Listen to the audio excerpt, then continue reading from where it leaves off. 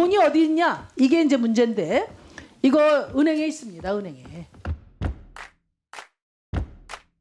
구독과 좋아요 눌러주세요. 전세 사기 피해자들을 만난 것이 임기 중에 가장 가슴 아픈 일이었다. 이런 그 장관님의 말씀이 진심이라고 생각합니다. 마무리를 어떻게 책임지실지 좀 마무리까지 잘 책임을 져주셨으면 좋겠고요. 제가 자료 보니까 신탁 사기와 다가구 주택 대상으로 전세 임대 대책을 내놓으셨어요. 좋은 대안이라고 생각하는데 이 전세 임대 전세 보증금 수준은 어느 정도로 지금 생각합니까? 피해자들이 감당할 수 있는 수준인가요? 그리고 또 불법 건축물 같은 경우에 안 되면 실장은 시세 30%로 책정하고 시세 있다고. 30%. 예. 그런데 이제 불법 건축물 같은 경우는 여전히 안 될 거 아니에요. 예? 그죠? 지금 그런 한계가 많이 있는 거죠. 그러니까 이런 부분들이 이제 특별법에 반영이 돼야 된다고 봅니다. 두 번째 제가 신탁 사기의 경우 명도 소송으로 인해서 당장 쫓겨나는 게 문제거든요. 우리 예전에 경매 중지를 한 적이 있지 않습니까? 저는 그런 일시적인 명도 소송 중지가 필요하다고 보는데 어떻게 생각하세요?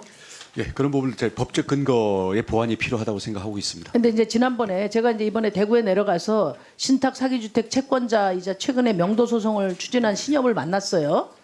이분들이 하는 얘기가 뭐냐면은 당장 채권 회수를 위해서 하는 게 아니라 안 하면은 배임 혐의가 걸리기 때문에 한다는 거예요. 그래서 그 신협에서 하시는 말씀이 금융이나 정부가 명도 소송 일시 중지를 명하면은 오히려 배임 혐의가 없어지니까 자신들도 부담 없이 명도 소송을 중지할 수 있다 이거거든요. 예. 피해자들이 지금 간절히 원하고 금융기관들도 배임 혐의를 피할 수 있어요. 그래서 정부가 결단하면 되거든요. 경매 중지한 것처럼 저는 명도 소송 한 1년 중지를 하고 그리고 특별법에 반영하면 되지 않을까. 예, 동의합니다. 좀 저희들도 같은 생각을 갖고 있고요. 좀 적극적으로 좀 예, 조치를 법안 해주시죠. 소위에서 아니 그러니까 법안이 처리될 때까지 시간이 이제 걸리잖아요. 예. 걸리는데 지금 당장 지금 명도 소송이 걸려 있다니까. 근데 예, 예. 이분들이 명도 소송하신 분들을 만나 보면은 자기들 배임 혐의로 안 하면 걸리기 때문에 한 거지. 정부가 그런 조치를 해주면은 자기들도 부담 없이 명도 소송 중지할 수 있다 이렇게 이야기를 하고 있거든요. 거의 선조치 후 법안 네. 반영을 얘기하시는 거죠? 예. 저희들이 적극 검토를 해보겠습니다. 아, 예, 감사합니다. 그리고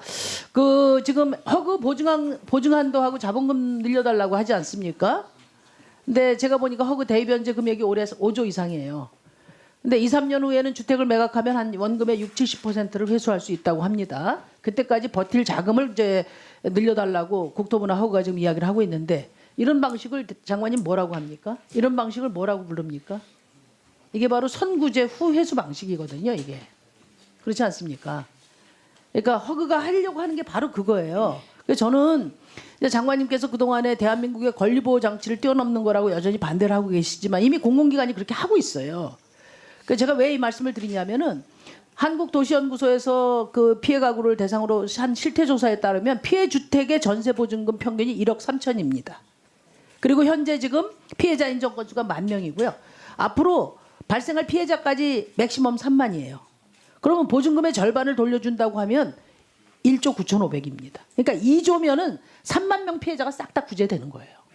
그리고 나중에 허그가 70% 수준으로 이거를 환가를 하면은 20%만큼 정부가 수익이 납니다.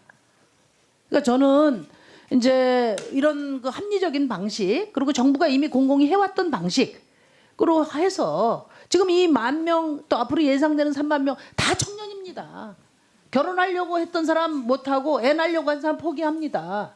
지금 저출생 문제가 가장 크다고 하면서 청년들을 이렇게 사지로 내몰는 걸 방치하면 되겠습니까? 그래서 저는 선구제 후회수라는 거를 그 화석화된 어떤 그런 그 신념으로 볼 게 아니라 이미 공공기관이 다 하고 있고 제가 계산해 봤어요. 2조면 3만 명 피해자 싹 구제하고 나중에 20% 정부가 수익을 얻을 수 있습니다. 이거 좀 적극적으로 검토해 주세요. 돈이 어디 있냐? 이게 이제 문제인데 이거 은행에 있습니다. 은행에.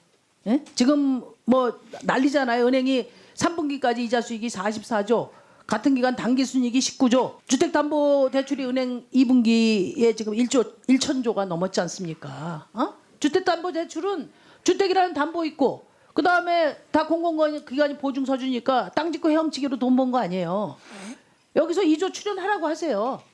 전세 피해자들 구제하게. 저는 이런 큰 틀에 어떤 그 원칙을 가지고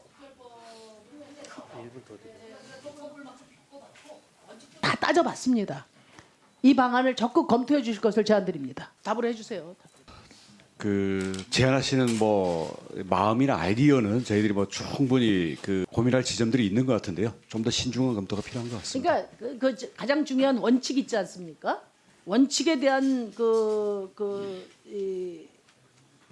설명을 제가 드린 거예요. 이게 원칙에 절대 벗어나지 않는다고요. 지금 정부의 원칙에.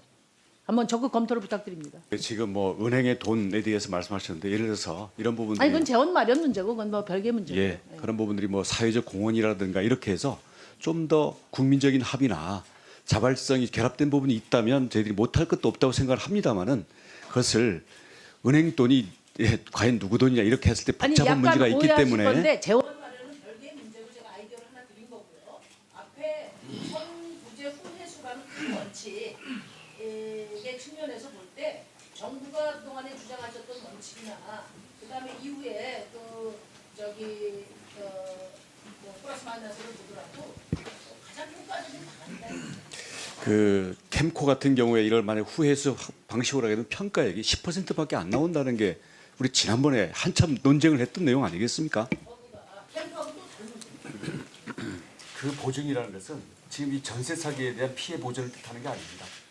일반적인 이 전세 보증 전체를 얘기하는 거 전세 사기와는 다른. 그래서 그 부분은 이 짧은 시간에 논쟁을 하면 또 오해를 불러일으킬 수 있기 때문에 예.